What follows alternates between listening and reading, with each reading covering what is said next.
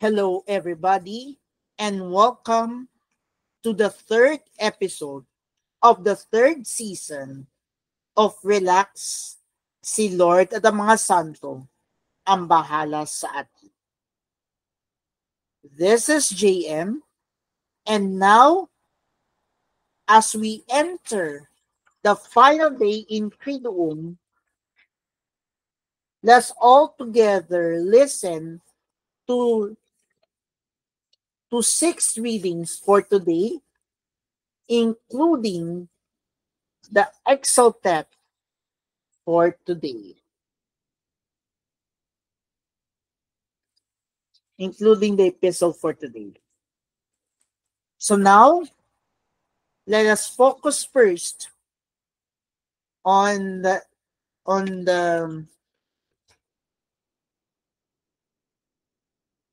introduction for today, Black Saturday. On this most sacred night in which our Lord Jesus Christ passed over from death to life, the Church calls upon her sons and daughters scattered throughout the world to come together to watch and pray. If we keep the memorial of the Lord's Paschal solemnity in this way, listening to His word and celebrating His mysteries, then we shall have the sure hope of sharing His triumph over death and living with Him in God. Now, let's focus on the readings for today as we start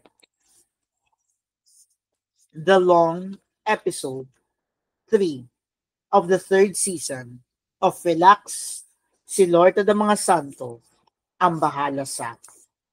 Again, our readings for today will be consisted of 5 readings, 1 epistle, and 6 responsorial psalms, and our gospel for today. Let's listen first to the introduction of the first reading. God created all things good and created man and woman according to His own image and likeness. This starts the history of humankind, a history which reaches its culmination in Jesus Christ. Our first reading is taken from the book of Genesis, chapter 1, verse 1, followed by verses 26 to 31a. A proclamation from the book of Genesis. In the beginning, when God created the heavens and the earth, God said, "Let's make man in our image after our likeness. Let them have dominion over the fish of the sea, the birds of the air, and the cattle, and over all the wild animals, and all the creatures that crawl on the ground." God created man in His image. In the image of God, He created him. Male and female, He created them. God blessed them, saying, "Be fertile and multiply, fill the earth and subdue it. Have dominion over the fish of the sea, the birds of the air, and all the living things that move on the earth." God also said, "See, I give you every seed-bearing plant all over the earth, and every tree that has seed-bearing fruit on it, to be your food, and to all the animals of the land, all the birds of the air, and all the living creatures that crawl on the ground. I give all the green plants for food." And so it happened. God looked at everything He had made, and He found it very good. The word of the Lord. Thanks be to God. Our response to the first responsorial psalm for today is, Lord, send out your spirit and renew the face of the earth. Lord, send out your spirit and renew the face of the earth. Bless the Lord, O my soul. O Lord my God, you are great indeed. You are clothed with majesty and glory, robed in light as with a cloak. Lord, send out your spirit and renew the face of the earth. You fix the earth upon its foundation, not to be moved forever. With the ocean as with a garment, you covered it.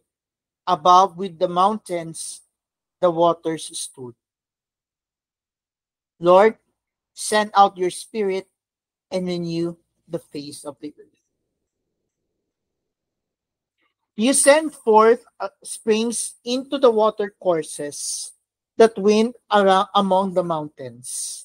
Beside them, the birds of heaven dwell. From among the branches, they send forth their song. Lord, send out your spirit and renew the face of the earth. You water the mountains from your palace. The earth is replete with the fruit of your works. You raise grass for the cattle and vegetation for man's use, producing bread from the earth. Lord, send out your spirit and renew the face of the earth. How manifold are your works, O Lord! In wisdom you have wrought them all. The earth is full of your creatures. Bless the Lord, O my soul. Lord, send out your spirit and renew the face of the earth. Before we proceed to the second reading for today's liturgy, let us pray first the prayer for the first reading. Almighty ever-living God, who are wonderful in the ordering of all your works, may those you have redeemed understand that there exists nothing more marvelous than the world's creation in the beginning, except that at the end of the ages, Christ, our Passover, has been sacrificed, who lives and reigns forever and ever. Amen. Let's listen now to the introduction to the second reading. God tests the faith of Abraham. God asks him to sacrifice his son, Isaac, the beloved son for whom he had prayed. Yet because of his faithfulness to God, Abraham is ready to give him up. Our second reading is taken from the book of Genesis, chapter 22, verses 1 to 2, followed by verse 9a, followed by verses 10 to 13, and followed by verses 15 to 18. A proclamation from the book of Genesis. God put Abraham to the test. He called to him, Abraham. Here I am, he answered. Then God said, take your son Isaac, your only one, whom you love, and go to the land of Moriah. There you shall offer him up as a holocaust on the height that I will point out to you. When he came to the place of which God had told him, Abraham built an altar there and arranged the wood on it. Then he reached out and took the knife to slaughter his son. But the Lord's messenger called to him from heaven, Abraham, Abraham, here I am. Do not lay your hand on the boy. Do not do the least thing to him. I know now how devoted you are to God, since you did not withhold from me your own beloved son. As Abraham looked about, he spied a ram caught by its horns in the thicket. So he went and took the ram and offered it as a holocaust in place of his son. Again, the Lord's messenger called to Abraham from heaven and said, I swear by myself, declares the Lord, that because you acted as you did in not withholding from me your beloved son, I will bless you abundantly and make your descendants as countless as the stars of the sky and the sands of the seashore. Your descendants shall take possession of the gates of their enemies, and in your descendants all the nations of the earth shall find blessing. All this because you obeyed my command. The word of the Lord. Thanks be to God. Our response to the second responsorial psalm is, You are my inheritance, O Lord. You are my inheritance, O Lord. O Lord, my allotted portion and my cup, you it is who hold fast my lot. I set the Lord ever before me. With him at my right hand, I shall not be disturbed. You are my inheritance, O Lord. Therefore my heart is glad and my soul rejoices. My body too abides in confidence, because you will not abandon my soul to the netherworld, nor will suffer your faithful one to undergo corruption. You are my inheritance, O Lord. You will show me the path to life, fullness of hope in your presence, the delights at your right hand forever. You are my inheritance, O Lord. We shall have a prayer for the second reading. O God, Supreme Father of the faithful, who increased the children of your promise by pouring out the grace of adoption throughout the whole world, and who through the Paschal mystery make your servant Abraham father of the nations, as once you swore, grant, we pray, that your peoples may enter worthily into the grace to which you call them. Through Christ our Lord. Amen. Let's listen to the introduction for the third reading. The Israelites, the people of God, escaped from a life of slavery in Egypt and are pursued by the Egyptians. God allows his people to go through the sea, but drowns the enemy in it. This salvation by the waters of the sea recalls the waters of baptism, by which we pass from the slavery of sin into a life of grace and freedom as children of God. Our third reading is taken from the book of Exodus, chapter 14, verse 15 to chapter 15, verse 1. A proclamation from the book of Exodus.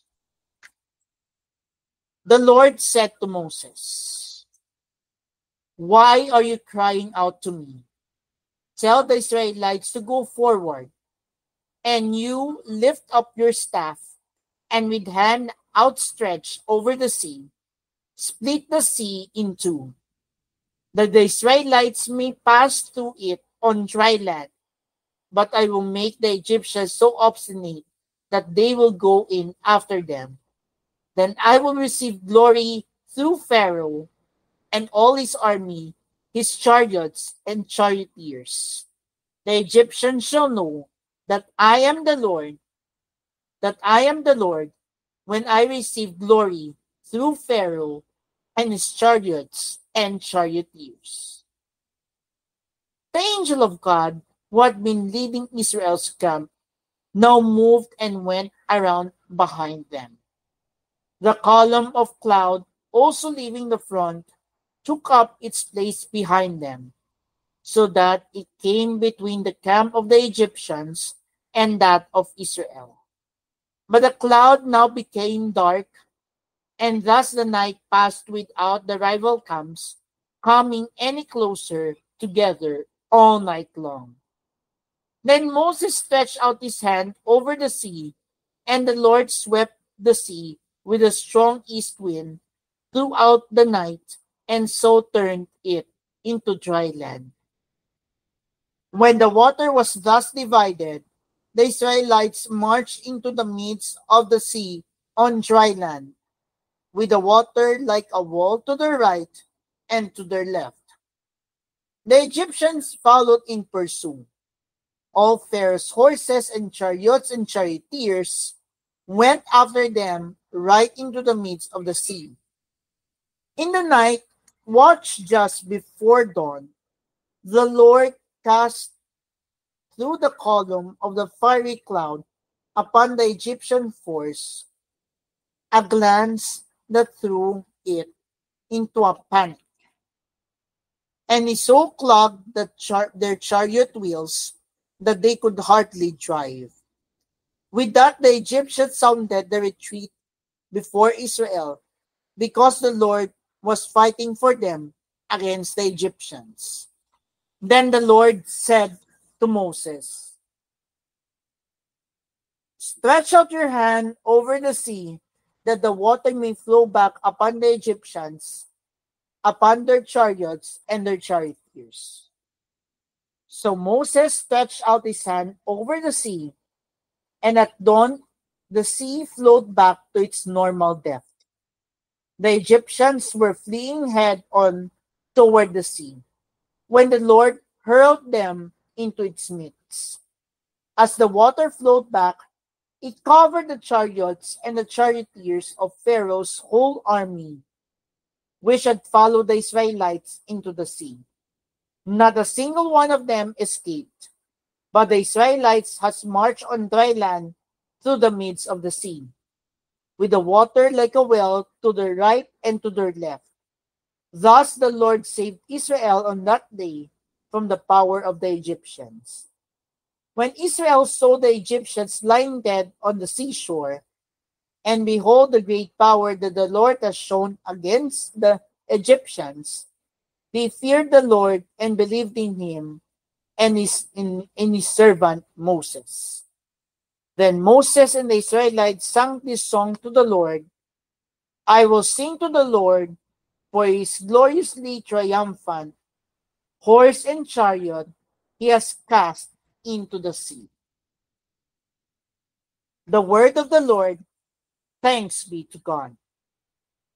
Our third response to the responsorial psalm is, "Let us sing to the Lord, he has covered himself in glory." Let us sing to the Lord, he has covered himself in glory. I will sing to the Lord, for he is gloriously triumphant. Horse and chariot he has cast into the sea. My strength and my courage is the Lord, and he has been my Savior. He is my God, I praise him. The God of my Father, I extol him. Let us sing to the Lord, he has covered himself in glory. The Lord is a warrior, Lord is his name. Pharaoh's chariots and army he hurled into the sea. The elite of his officers were submerged in the Red Sea. Let us sing to the Lord, he has covered himself in glory. The flood waters covered them. They sank into the depths like a stone.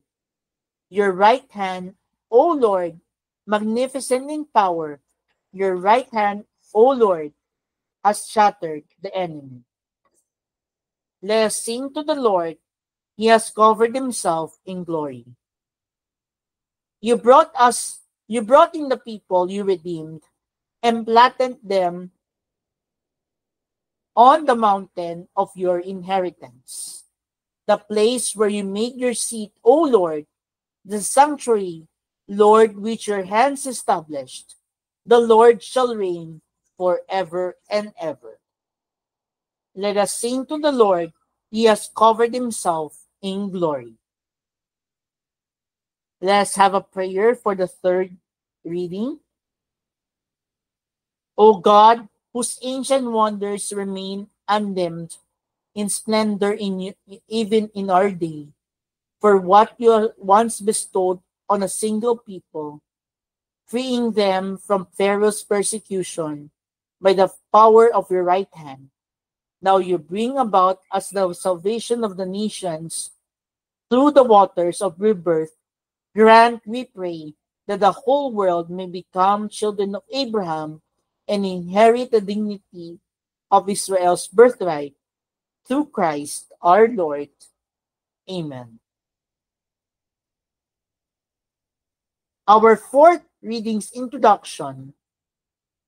God presents himself to the suffering but repentant people as husband and redeemer. Because of their sins, God has abandoned them for a moment. But in his great love, God takes them back to himself. Our fourth reading is taken from the book of the prophet Isaiah, chapter 54, verses 5 to 14. A proclamation from the book of the prophet Isaiah. The one who has become your husband is your maker. His name is the Lord of hosts. Your Redeemer is the Holy One of Israel, called God of all the earth. The Lord calls you back like a wife forsaken and grieved in spirit, a wife married in youth and then cast off, says your God. For a brief moment I abandoned you, but with great tenderness I will take you back. In an outburst of wrath, for a moment I hid my face from you, but with enduring love I take pity on you, says the Lord your Redeemer. This is for me like the days of Noah, when I swore the waters of Noah should never again deluge the earth. So I have sworn not to be angry with you or to rebuke you. Though the mountains leave their place and the hills be shaken, my love shall never leave you, nor my covenant of peace be shaken, says the Lord, who has mercy on you. O afflicted one, storm-battered and unconsoled, I lay your payments in carnelians, and your foundations in sapphires. I will make your battlements of rubies, your gates of carbuncles, and all your walls of precious stones. All your children shall be taught by the Lord, and great shall be the peace of your children. In justice shall you be established, far from the fear of oppression, where destruction cannot come near you. The word of the Lord. Thanks be to God. Our fourth response to the responsorial psalm is, I will praise you, Lord, for you have rescued me. I will praise you, Lord, for you have rescued me. I will extol you, O Lord, for you drew me clear and did not let my enemies rejoice over me. O Lord, you brought me up from the netherworld. You preserved me from among those going down into the pit. I will praise you, Lord, for you have rescued me. Sing praise to the Lord, you his faithful ones, and give thanks to his holy name. For his anger lasts but a moment, a lifetime his goodwill. At nightfall, weeping enters in, but with the dawn, rejoicing. I will praise you, Lord, for you have rescued me. Hear, O Lord, and have pity on me. O Lord, be my helper. You change my mourning into dancing. O Lord, my God, forever will I give you thanks. I will praise you, Lord, for you have rescued me. Our prayer for the fourth reading. Almighty ever-living God, surpass for the honor of your name what you pledged to the patriarchs by reason of their faith, and through sacred adoption, increase the children of your promise, so that what the saints of old never doubted would come to pass your church may now see in great part fulfilled. Through Christ our Lord. Amen. Our fifth reading, Introduction. The Lord invites his people to come to him that they may have life. Eternal life is given through Jesus' victory over death. Our fifth reading is taken from the book of the prophet Isaiah, chapter 55, verses 1 to 11. A proclamation from the book of the prophet Isaiah. Thus says the Lord, all you are thirsty, come to the water. You who have no money, come receive grain and eat. Come without paying and without cost, drink wine and milk. Why spend your money for what is not bread, your wages for what fails to satisfy? Heed me, and you shall eat well. You shall delight in rich fare. Come to me heedfully. Listen, that you may have life. I will renew with you the everlasting David. As I made him a witness to the peoples, a leader, a commander of nations, so shall you summon a nation you knew not, and nations that knew you not shall run to you, because of the Lord your God, the Holy One of Israel, who has glorified you. Seek the Lord while he may be found, call him while he is near. Let the scoundrel forsake his way, and the wicked man his thoughts. Let him turn to the Lord for mercy, to our God who is generous in forgiving. For my thoughts are not your thoughts, nor are your ways my ways, says the Lord. As high as the heavens are above the earth, so high are my ways above your ways, and my thoughts above your thoughts. For just as from the heavens the rain and snow come down, and do not return till they have watered the earth, making it fertile and fruitful, giving seed to the one who sows, and bread to the one who eats. So shall my word be that goes forth from my mouth. My word shall not return to me void, but shall do my will, achieving the end for which I sent it. The word of the Lord.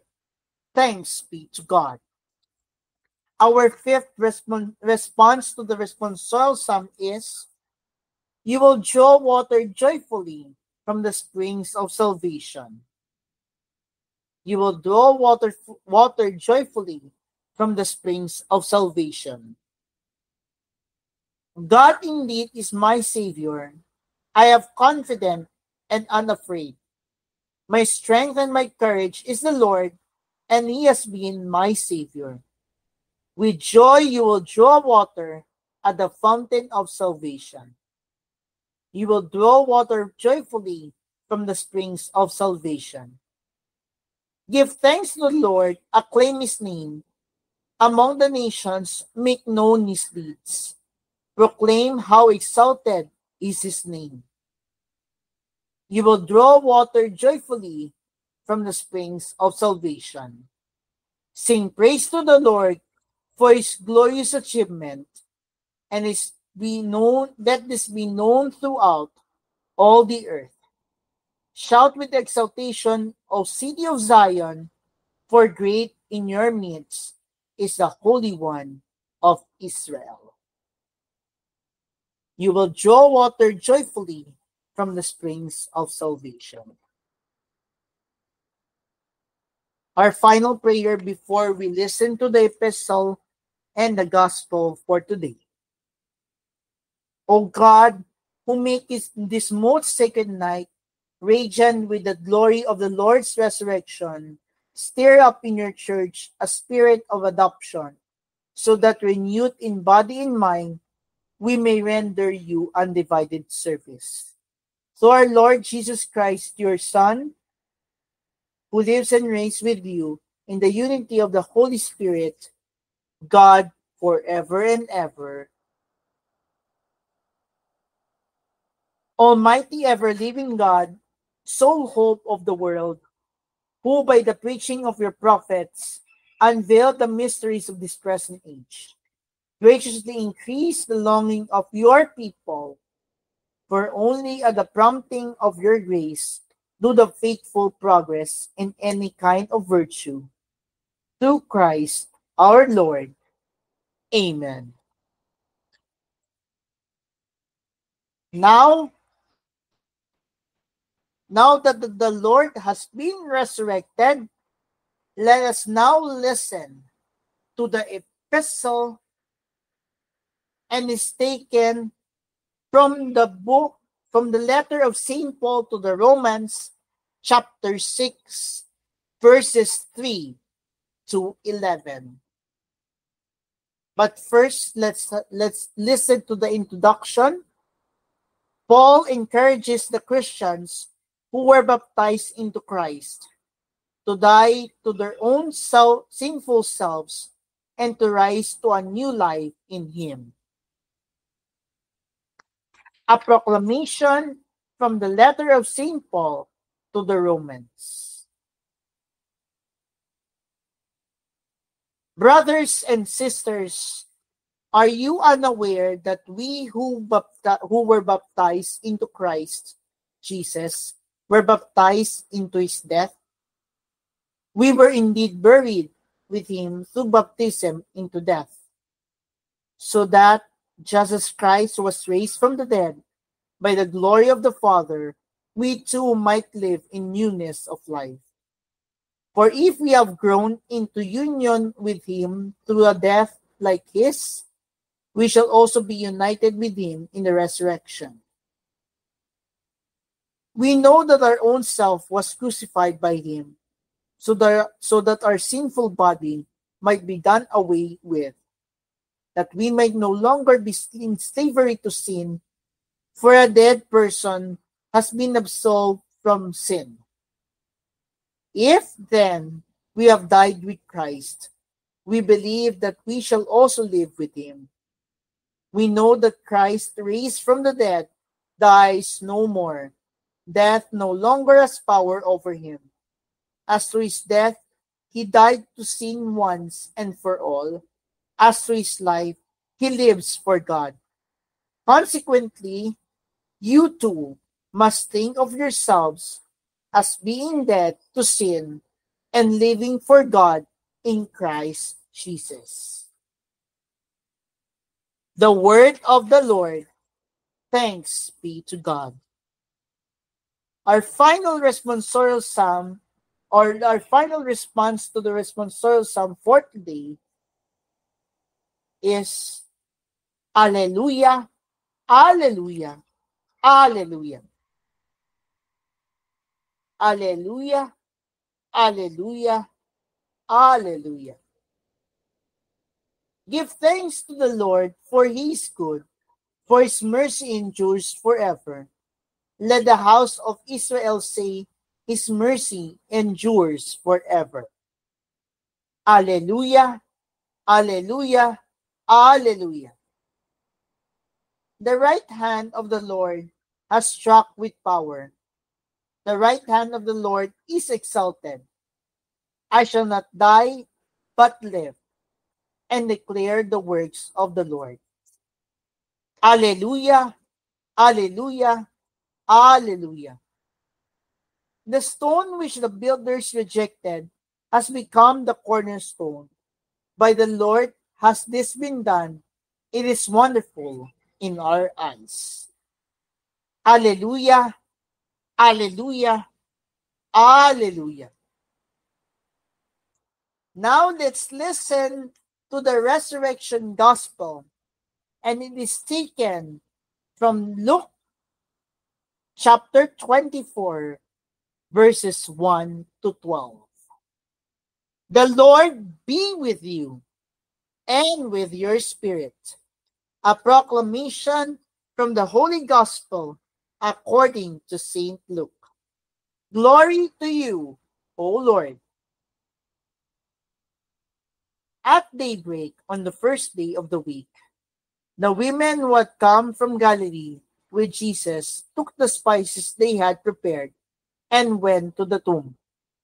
They found the stone rolled away from the tomb, but when they entered, they did not find the body of the Lord Jesus.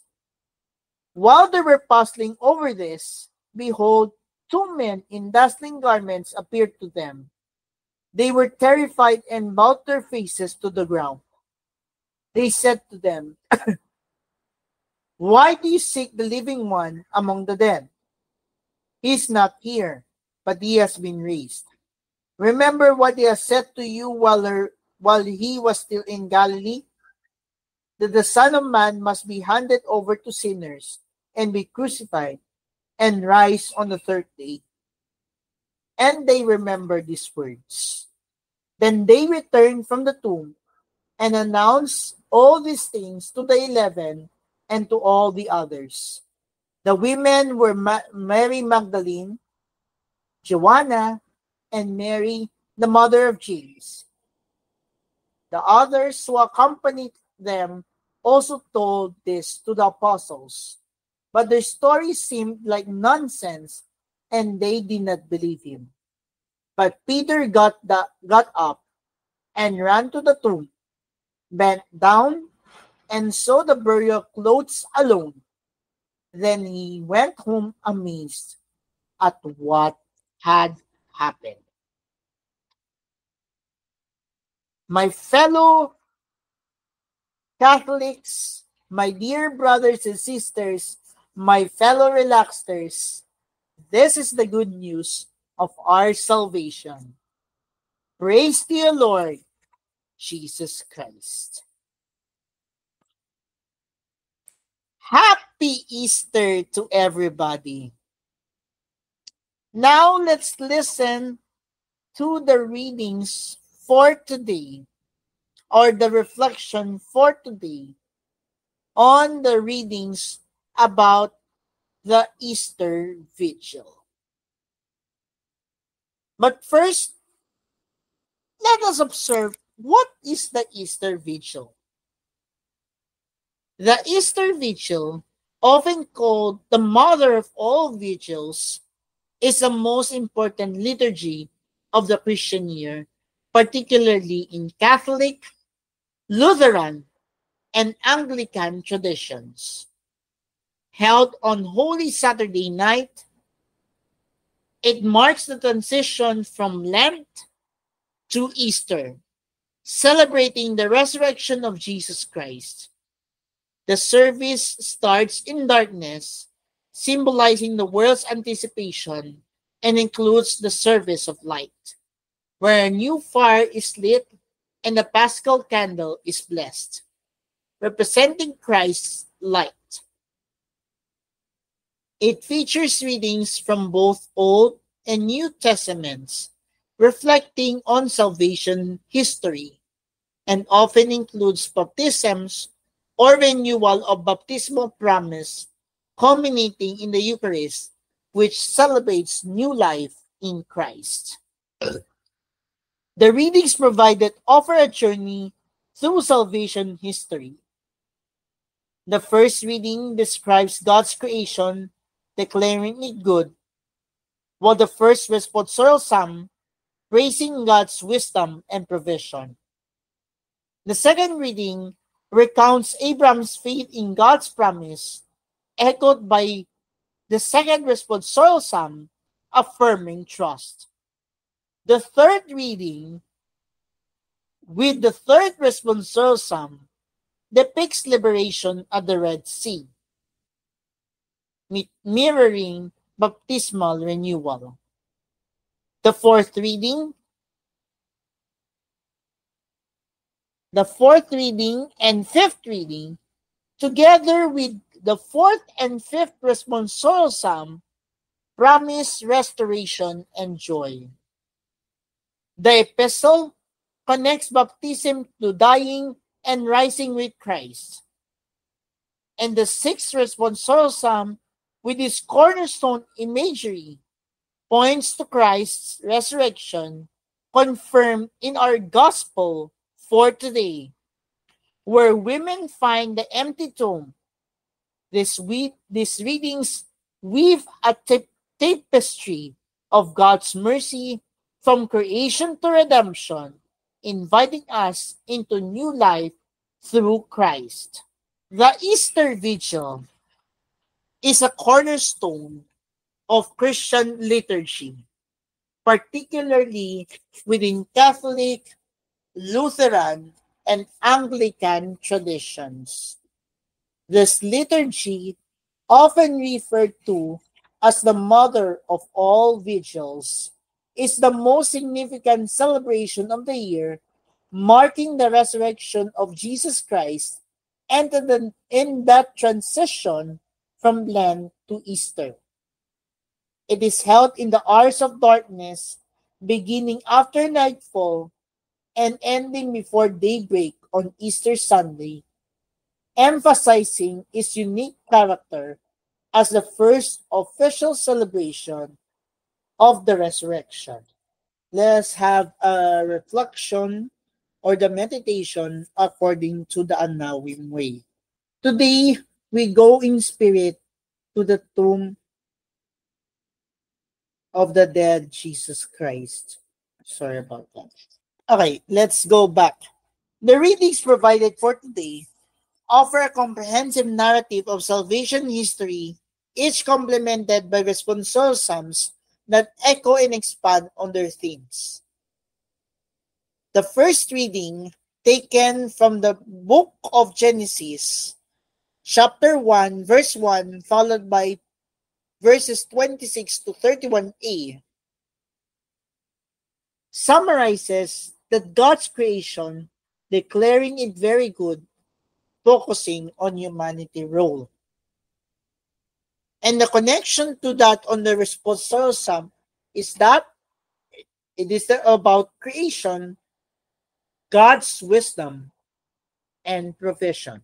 The second reading summarizes Abraham's faith tested, God's provision of a ram and blessing. And connected to the responsorial psalm is that it is all about faith, trust in God's promise, and presence. The third reading summarizes the parting of the Red Sea, Israel's liberation, and song of victory. And the connection to that of the responsorial psalm is all about liberation, mirroring baptismal renewal. The fourth reading deepens us to God's covenant, restoring Israel, removing fear and oppression. And the connection to that to the responsorial psalm speaks to us that the theme speaks about restoration, joy, and trust in God. The fifth reading, meanwhile, is the invitation to receive God's gifts, worth achieving its purpose. And the connection to the responsorial psalm speaks about hope, abundance, and God's fulfilling word. Our epistle, taken from the book or from the letter of St. Paul to the Romans, speaks about baptism into Christ's death, rising to new life, living for God. And connection with the responsorial psalm on the epistle, it is dying and rising, Christ as cornerstone. And finally, on the gospel for today, women find the empty tomb, announce resurrection, and Peter's amazement confirms that there is resurrection and that there is new life.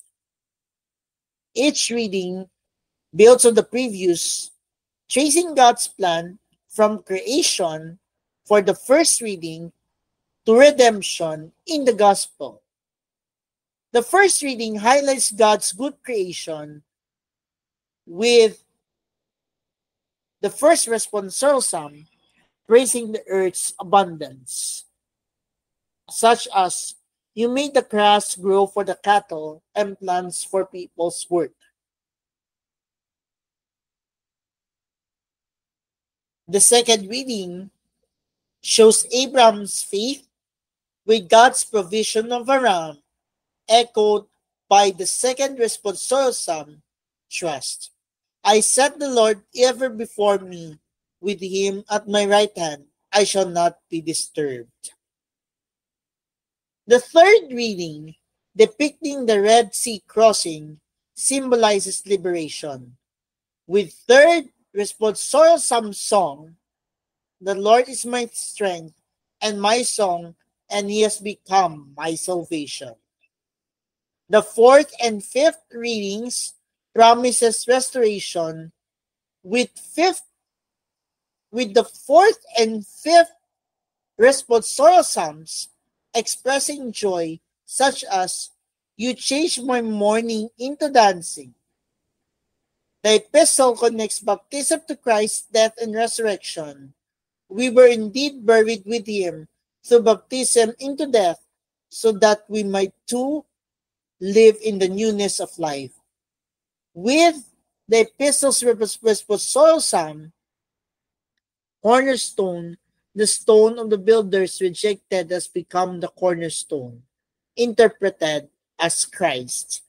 Finally, the gospel confirms the resurrection with woman's discovery.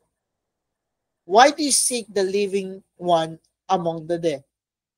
He is not here, but he has been raised."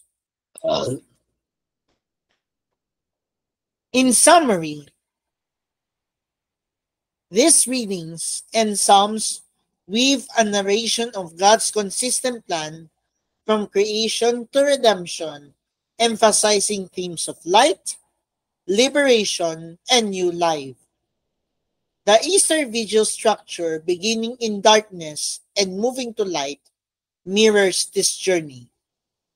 The service of light with a Paschal candle symbolizes Christ's light overcoming darkness, aligning with the first reading's creation and the Gospel's resurrection. The baptismal liturgy, often including new baptisms, reflects the epistle reading, dying and rising, and the third readings